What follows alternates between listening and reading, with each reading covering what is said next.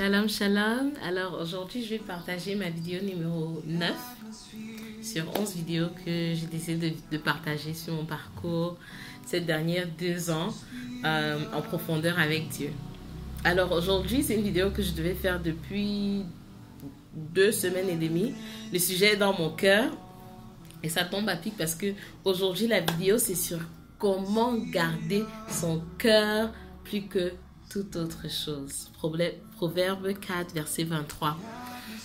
Alors, ce que j'ai découvert, c'est que le cœur, c'est le cœur de l'humain, de l'être humain. Et donc, dans la chrétienté, oui, le cœur, c'est là où tout se passe. C'est ça que Dieu regarde.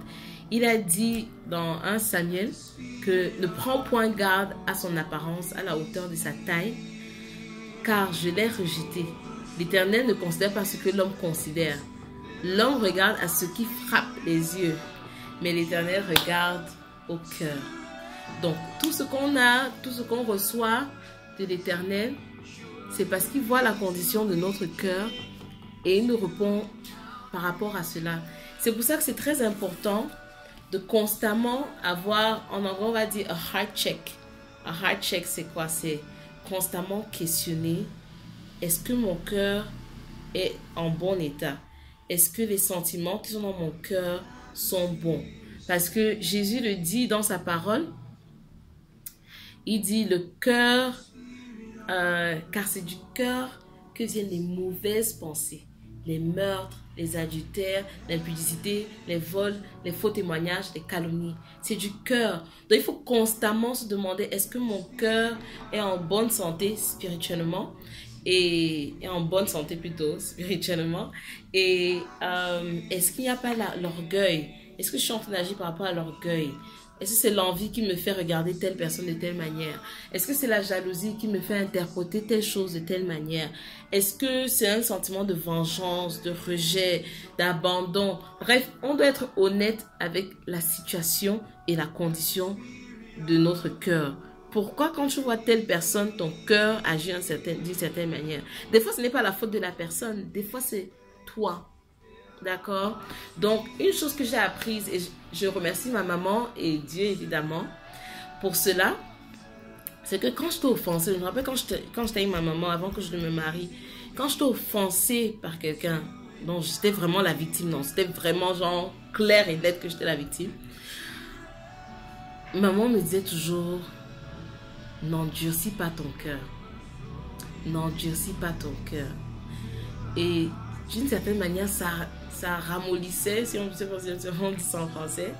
Mais le cœur, quand le cœur s'endurcit, c'est comme si toi-même tu peux sentir ça. Tu vois une personne, tu penses à une idée ou tu penses à quelqu'un et ton cœur s'endurcit. Et ma mère me disait toujours, n'endurcis pas ton cœur, n'endurcis pas ton cœur. Il y a des trucs qui sont passés, elle dit, n'endurcis pas ton cœur.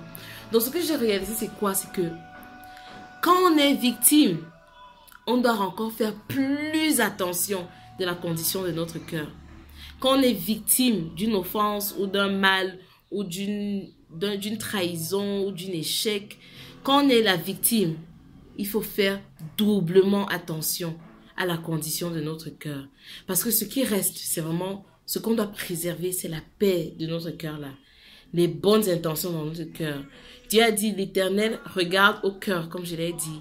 Et du cœur viennent des mauvaises pensées. Donc, il faut qu'on enlève ça du cœur. Qu'on demande à Dieu, s'il te plaît, transforme les parties de mon cœur qui sont en pierre, en cœur de chair. Et crée en moi, Seigneur, un cœur pur pour que je puisse t'adorer. Crée en moi un cœur pur. C'est une prière que je dis presque je devais le dire chaque jour, mais je dis presque chaque semaine. Quand je sens que peut-être mes motivations ne sont pas là où ça devrait être, en étroite ligne avec Dieu, ou il y a des sentiments qui sont montés dans mon cœur que je ne suis pas OK avec. Donc je demande à Dieu, Seigneur, s'il te plaît, crée en moi un cœur pur. Enlève ce qui ne te glorifie pas en moi. Enlève ce qui ne te glorifie pas dans mon cœur. Que rien dans mon cœur ne m'éloigne ou ne m'empêche de communier avec toi et d'être en bonne relation avec toi. Donc c'est ça. Donc j'ai fait un petit résumé là avec cette petite image du cœur. Comment garder son cœur plus que toute autre chose. C'est un de mes versets favoris de la Bible, je vais dire, si j'ai les top 5 versets, Proverbe 4, verset 23, c'est un de mes versets favoris parce que ça te questionne constamment. C'est constamment un questionnement. Est-ce que mon cœur est en ordre? Est-ce que les désirs de mon cœur sont bons? Parce que la manière dont je suis en train de me consacrer à Dieu, Proverbe 37, verset 4, fais de l'Éternel tes délices et il te donnera ce que ton cœur désire. Et c'est comme ça depuis.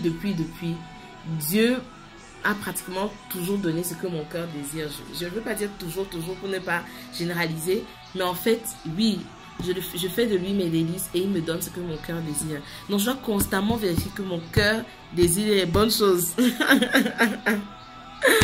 Parce que Dieu est bon, il est fidèle à sa parole. Et s'il le dit, c'est vrai. Et s'il le dit, c'est bon pour moi. Donc, je prie que Dieu puisse illuminer les yeux de votre cœur. C'est une prière que Paul a fait dans Éphésiens 1, verset 18.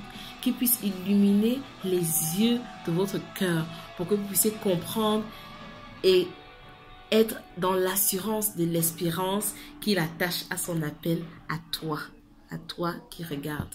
Alors gardons notre cœur plus que toute autre chose, car c'est de là que sortent les sources de la vie. C'est de là que notre vie sort.